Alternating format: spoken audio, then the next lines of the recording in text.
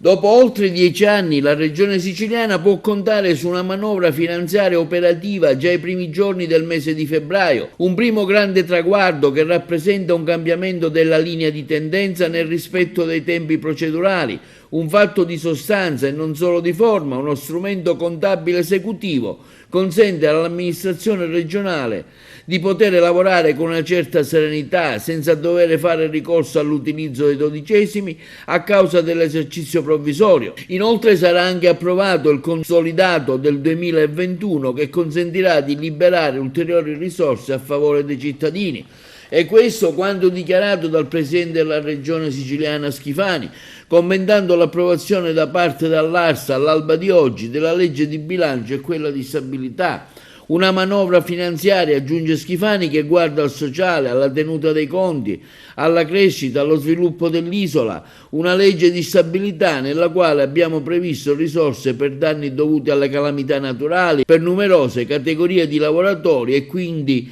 solo un primo passo di un percorso che proseguirà nei prossimi 5 anni.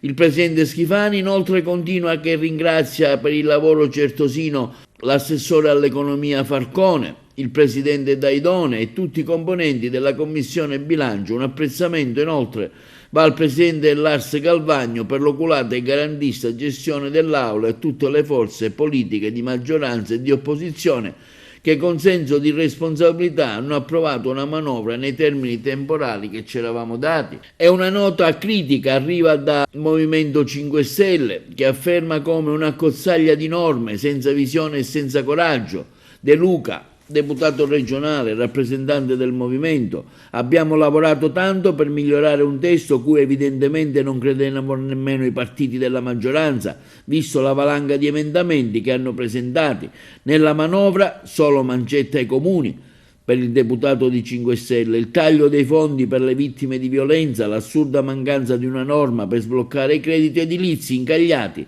nei cassetti fiscali delle aziende che avrebbero potuto dare un po' di ossigeno a un settore in ginocchio e a migliaia di famiglie quasi alla disperazione. A questo abbiamo cercato di mettere una pezza, prima con un emendamento e infine presentando